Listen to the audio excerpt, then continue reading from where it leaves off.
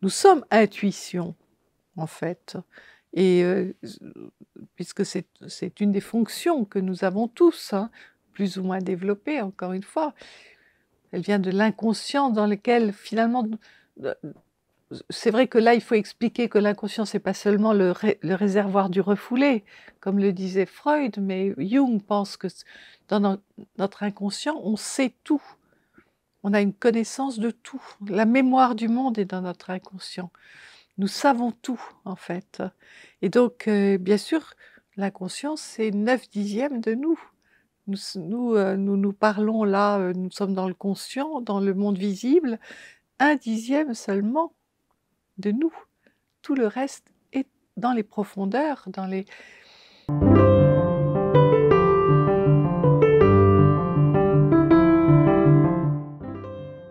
Bonjour, dans cet épisode de Dialogue, je reçois Marie de Henzel qui nous invite à explorer le lien que chacun d'entre nous a à l'invisible et comment ce lien peut nous aider, nous accompagner, nous éclairer dans notre propre existence.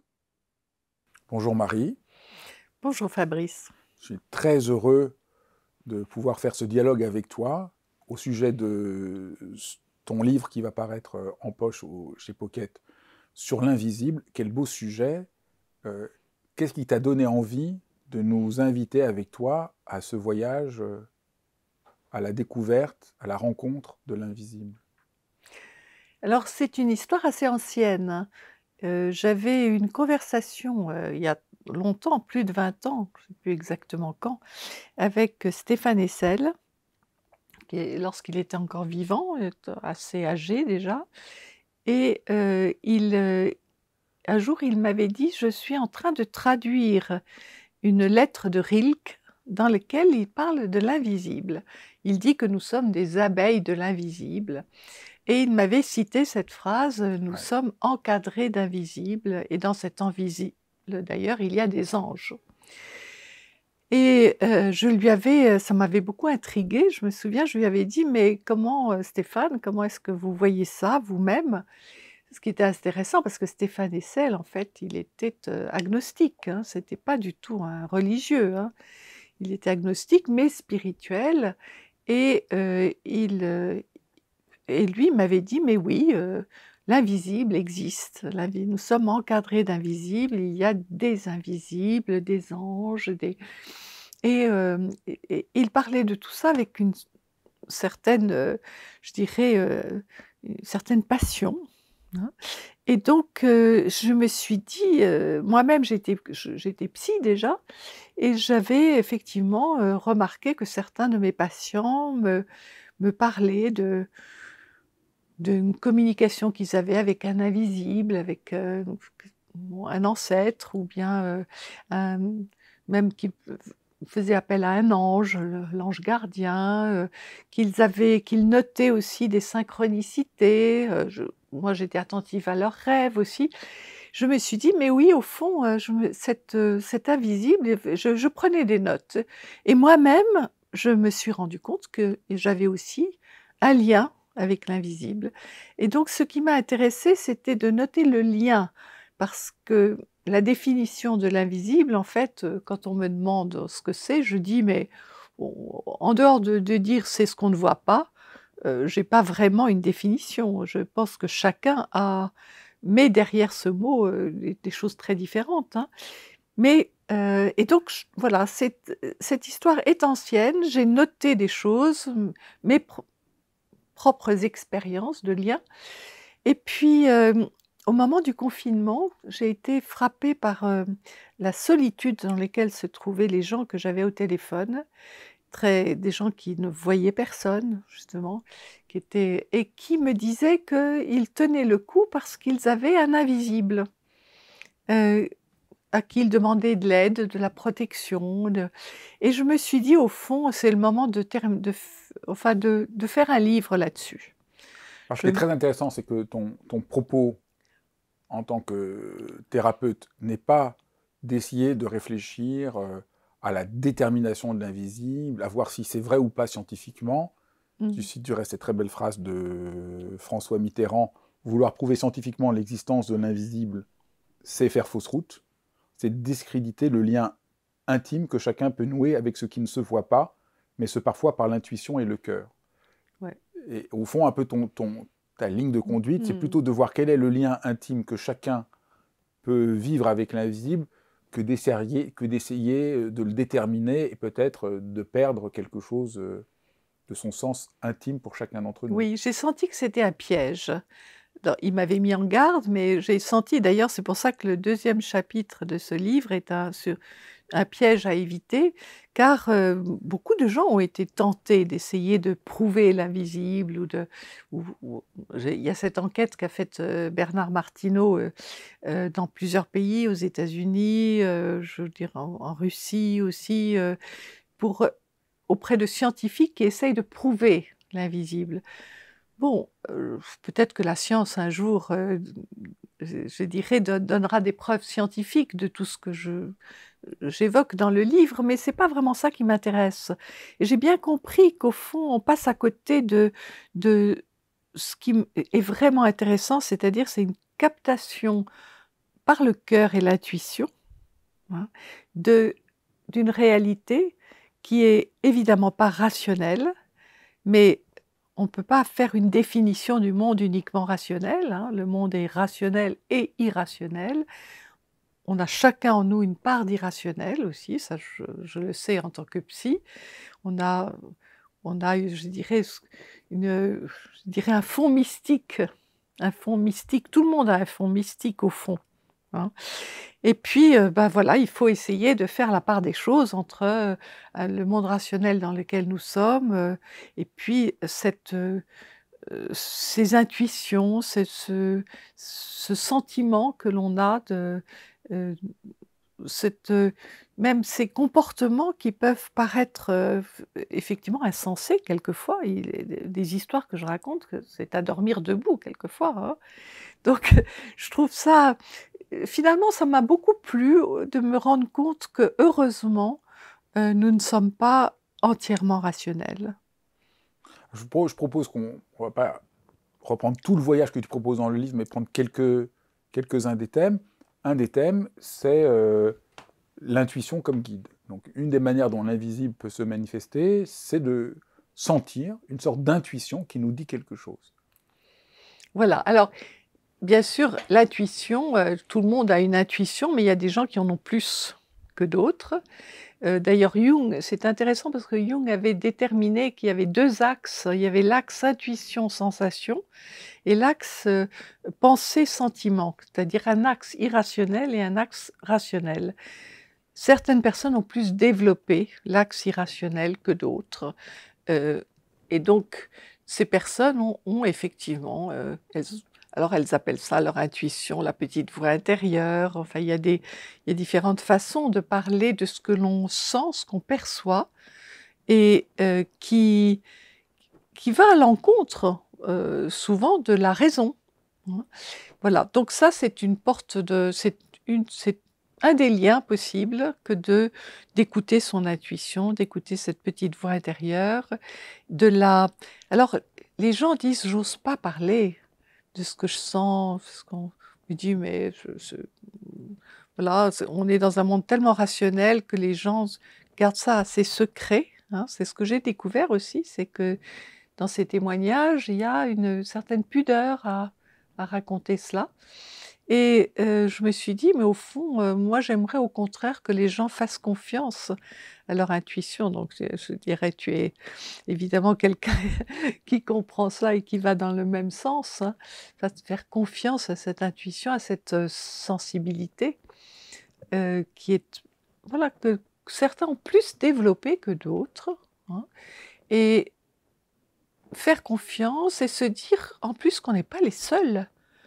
Parce que ce qui m'a frappée souvent chez mes patients, c'était qu'ils me racontaient des histoires, donc à dormir debout quelquefois et ils me disaient: «Mais voilà, je peux vous le raconter à vous, mais je ne peux pas raconter ça autour de moi parce qu'on me prendrait pour un petit peu, flyée comme disent les Québécois» et heu et donc j'ai senti cette solitude aussi. Dans notre monde, il y a une grande solitude, des gens qui ont une intuition forte Et et comment on s fait pour rencontrer son intuition? Comment on fait pour entrer en rapport à son intuition profonde? Bah, je pense alors tu es mieux placé que moi pour dire comment on fait comment on fait.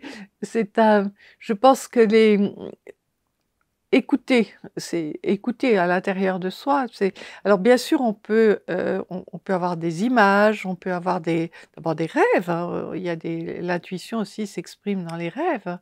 Bien sûr, on peut avoir tout d'un coup, un s voilà une une idée qui arrive, on se dit: «C'est quoi ça?»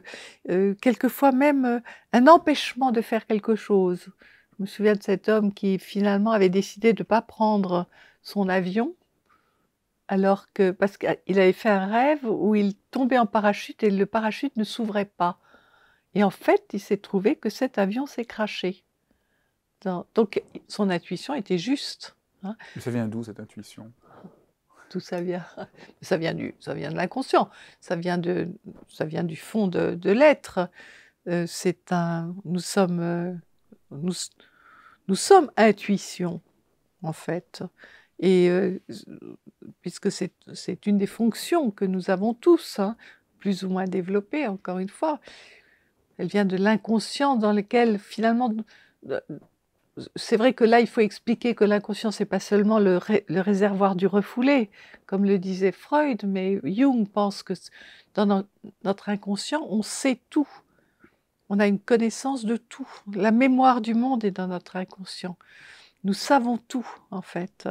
Et donc, bien sûr, l'inconscient, c'est 9/10 de nous. Nous parlons là, nous sommes dans le conscient, dans le monde visible, 1/10 seulement de nous. Tout le reste est dans les profondeurs, dans les alors aller, bien sûr, un des moyens, c'est effectivement d'écouter ses rêves, de prendre au sérieux ce que l'on son imaginaire aussi, voilà, de prendre au sérieux ce qui monte à la surface. Parce que en fait, l'intuition, elle se manifeste. Elle se manifeste et elle se manifeste souvent dans les moments justement pour aider, pour, c'est comme s'il y avait, quelqu'un en nous, hein, de qui sait tout, qui sait qui en sait bien plus sur notre destin que nous-mêmes et qui, se manifeste de temps en temps par des signes, par des images, par une petite voix intérieure, par des rêves, voilà. Alors le deuxième volet, c'est le monde de l'enfance. Et tu montres Oui, très bien que l'enfant a nativement un rapport avec l'invisible. Peut-être on peut essayer d'évoquer ça et oui, pourquoi, et puis comment, à l'âge de raison, comme on appelle très justement, oui, quelque chose se ferme. oui. Bah, l'enfant évidemment je veux dire il sort de voilà de il est il il est encore très lié à l'inconscient quand il naît, hein, il est encore complètement plongé dans l'inconscient. Il y a cette jolie expression qu'utilise Sévim Riedinger, qui avait écrit ce livre sur l'enfant et le sacré, qui dit que ces enfants en thérapie petits enfants parlent du savoir du dedans. Bon, voilà et l'enfant sait qu'à l'intérieur de lui, il sait beaucoup de choses. Donc il a oui, cette intuition et évidemment en se construisant, en se confrontant aussi aux adultes, aux difficultés de la vie, je veux dire, il apprend, à mettre des barrières aussi et en fait, nous tous, nous avons mis des barrières. Nous nous sommes structurés, comme on dit, pour, pour, je nous adapter à un monde, rationnel, à un monde, qui est le nôtre. Donc il y a une coupure, qui est plus ou moins importante. Moi, je pense par exemple que les médiums, les hypersensibles aussi, Les artistes, les artistes, sont des personnes qui n'ont pas tout à fait coupé le lien. avec ce savoir du dedans, hein.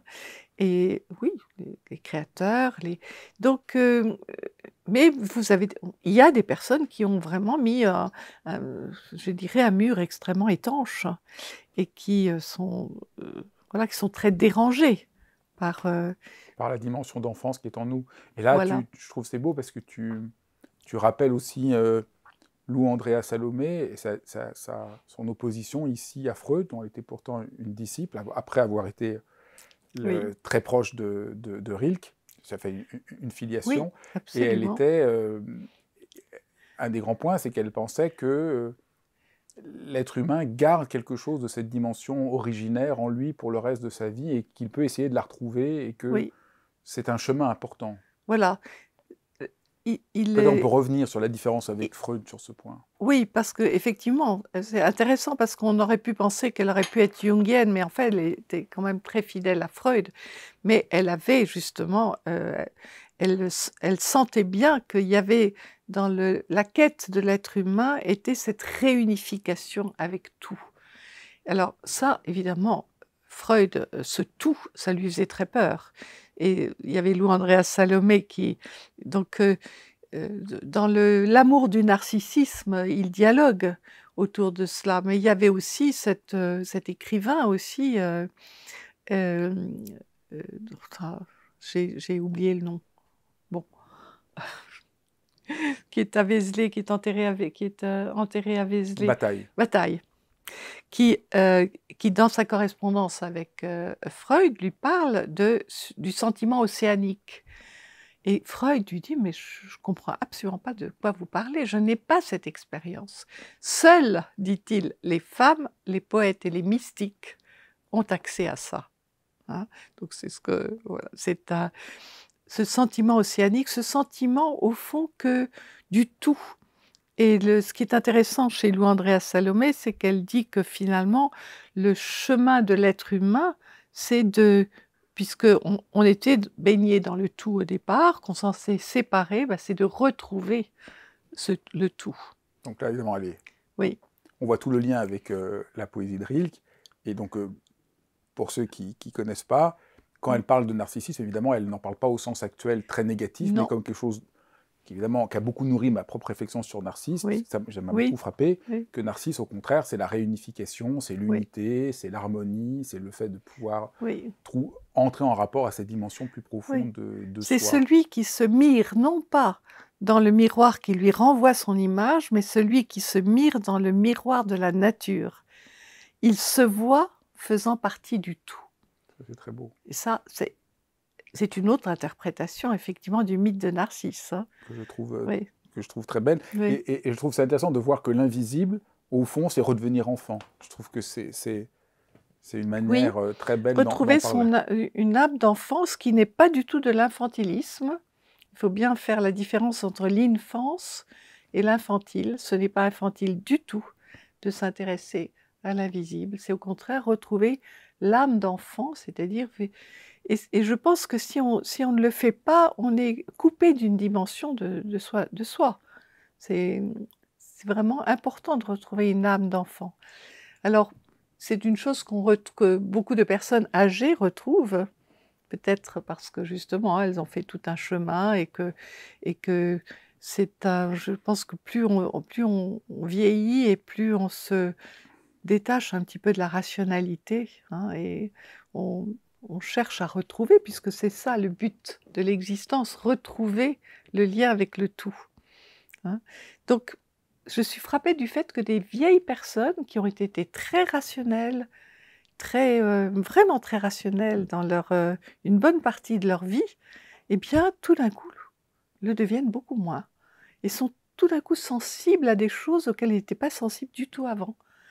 Écoutent les rêves, se disent qu'après tout, c'est pas une idée saugrenue que de demander de l'aide à un ange gardien ou de parler avec un invisible qui les a quittés, donc je suis frappée de cela, chez des personnes qui, franchement, il y a 20 ou 30 ans avant, étaient vraiment, dans un schéma très rationnel. Après, il y a un autre domaine, c'est l'attention aux mystérieuses coïncidences. Ça peut nous aider aussi d'entrer en rapport à l'invisible, Oui, ou le charme discret du hasard, comme tu dis de manière si belle, et qui rejoint à nouveau ici l'idée jungienne de Oui. synchronicité.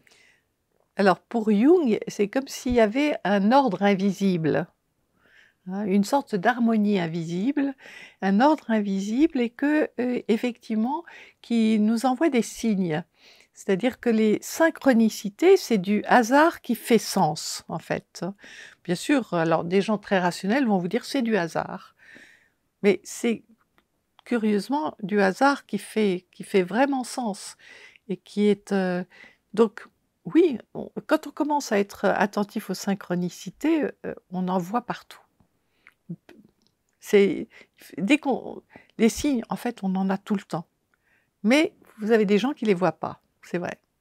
Faut peut-être qu'il faut, une fois, un jour, on peut en avoir un et se dire: «Tiens, c'est quand même curieux» et à ce moment-là, on est un peu plus attentif, hein et c'est voilà, c'est les choses sont liées au-delà de la raison, dans l'invisible.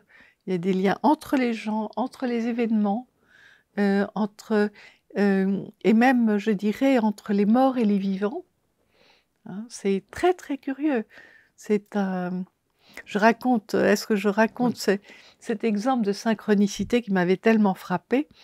Où c'était en 2019, je faisais un voyage en Égypte, pour, voyage intérieur et le dernier jour, je suis allée à Assouan.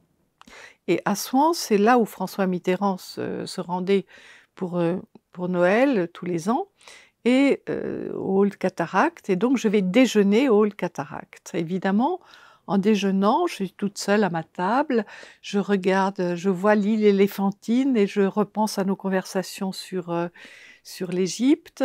Je rêvasse un peu à lui comme ça, et mon téléphone qui est sur la table vibre. Mais je ne prends pas. Je ne je ne je reste dans ce voilà et puis je paye mon déjeuner, je sors de l'hôtel, je vois un numéro que je ne connais pas et q le message, c'était Gilbert Mitterrand, que je ne connaissais pas, qui ne m'avait jamais appelé de ma vie, qui m'appelle juste au moment où je suis en train de penser à son père, dans un endroit très signifiant pour son père. Il m'invitait pour un, congrès, en septembre, quelques mois après, un congrès, à Latché sur le progrès et là je me suis dit: «Mais ça peut pas être juste du hasard». Parce qu'il aurait pu m'appeler la veille, où je n'étais pas à Souan, il m'aurait pu appeler la semaine suivante où j'étais à Paris. Non, il m'appelle juste au moment où je suis en train de penser à son père. C'est impressionnant. Oui, voilà un exemple de synchronicité. Un autre axe dont tu as déjà parlé, c'est le rêve. Le rêve peut nous aider aussi à entrer en rapport à cet invisible et comprendre au fond qu'il y a un sens plus profond que celui auquel nous croyons. On peut dire que c'est un peu ça, l'invisible. Alors c'est quoi le rêve? Alors le rêve, pour Freud, le rêve c'est le refoulé, c'est les désirs refoulés. Certes, dans nos rêves, il y a du désir refoulé, mais Jung voyait ça beaucoup plus largement. Pour lui, il y avait des rêves qui étaient vraiment un langage aussi de l'invisible et comme si celui qui, à l'intérieur de nous, en sait infiniment plus que nous sur nous-mêmes, sur notre destin, sur ce que cette expression que j'aime beaucoup, qui est sur notre mandat céleste. Pourquoi je suis là sur terre? Qu'est-ce que j'y fais? Qu'est-ce que eh bien, cet inconscient s'exprime à travers des rêves, nous envoie des lettres, on pourrait dire ça, hein, des lettres pour nous prévenir de ce que des choix à faire, pour nous prévenir, peut-être pour nous indiquer une orientation, pour, on appelle ça des rêves prospectifs, peut-être des grands rêves aussi. Il y a des rêves qui tracent un destin. Heu, on n'en fait pas très souvent dans une vie, mais et on voit bien dans ces rêves qu'il y a effectivement, c'est comme un message qui vient des profondeurs, donc de l'invisible, pour nous aider à faire des choix pour éclairer notre route. Au fond, tu parles comme ça, tu évoques une sorte de mandat céleste, il y aurait comme une sorte de chemin qui nous serait propre à chacun, Oui, et l'invisible, et entrer en rapport à l'invisible, c'est d'arriver à discerner ce chemin qui nous est propre, et l'invisible nous aiderait à approcher oui, un peu oui. plus de notre chemin de vie propre. Oui, parce qu'on pourrait, par exemple, le lien avec l'invisible, ça peut être l'écoute des rêves, dans la mesure où on pense qu'il peut y avoir une sagesse profonde à l'intérieur de nous, un sage. C'est un des archétypes aussi, un des archétypes de Jung, le sage, hein. Notre sage intérieur peut nous envoyer un rêve pour nous éclairer. Oui. Alors évidemment, tout ça fait partie de l'invisible, hein. Oui. Comme si on avait une vocation, au fond, qu'il faut apprendre à discerner.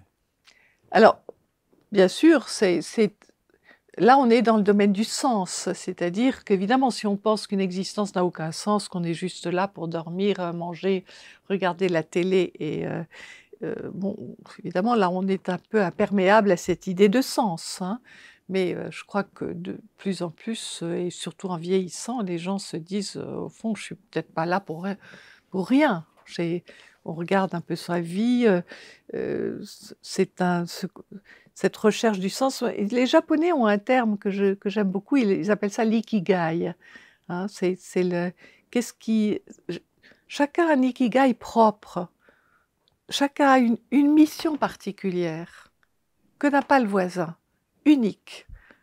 Et ça, en vieillissant, les gens commencent à s'ils n'y ont pas pensé plus tôt, c'est quelque chose auquel ils commencent à penser, hein, se disant: «Bah oui, voilà, quel est mon mandat à moi?»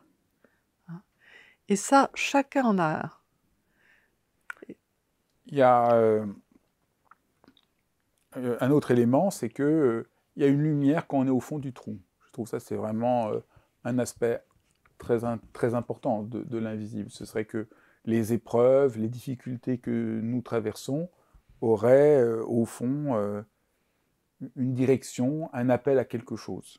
Et je pense que donc c'est pas du tout une vision culpabilisante ou nihiliste de l'épreuve, comme juste qui nous Oui. empêche, Mmh. mais qu'on a à en faire quelque chose, et l'invisible, là, pourrait nous aider. Oui, parce que c'est vrai que, enfin, quand on a vécu une ép c'est vrai que l'épreuve, on peut ou être terrassé par l'épreuve et elle nous détruit, et ça arrive, hein. C'est clair. Et puis, il y a cette idée que l'épreuve, il faut la traverser, et en la traversant, on découvre des choses qu'on ne savait pas, qu'on n'avait pas vues, hein. On est aussi dans le champ de l'invisible là, hein. L'épreuve révèle quelque chose, et Tu pourrais donc donner un exemple? je peux donner l'exemple, par exemple, de Christiane Singer. Parce que Christiane Singer, qui a, heu, c'est d'ailleurs, elle a beaucoup théorisé aussi là-dessus. Christiane Singer, a un cancer, hein, et on lui donne 6 mois à vivre. Donc elle sait qu'elle a 6 mois à vivre, hein, et elle peut, quand on vous dit ça, vous avez des gens qui sont tentés d'anticiper leur mort, qui se disent: «Après tout, je n'ai pas envie de les vivre ces 6 mois qui me conduisent à la mort», hein. C'est une option, hein, l'épreuve peut terrasser, bon, et puis, elle se dit: «J'ai quelque chose à traverser, là». Bon, traverser cette maladie avec ses, comme elle dit, elle a des très jolies expressions, elle dit: «Je traverse un enfer zébré de grâce». Donc on voit bien la souffrance, elle est là, l'épreuve, c'est une souffrance, mais la grâce qui traverse, zébré de grâce, très belle, très, très belle image, hein, c'est-à-dire des moments de grâce au milieu de l'épreuve, qu'elle ne peut, finalement vivre que parce qu'elle vit l'épreuve. Elle la refuse pas, hein, elle la traverse, et toutes les per c'est là, je donne cet exemple parce qu'elle en parle très, très bien, mais combien de personnes qui ont traversé un cancer vous disent qu'ils ne sont plus du tout les mêmes après? C'est le cancer a accouché de quelqu'un d'autre.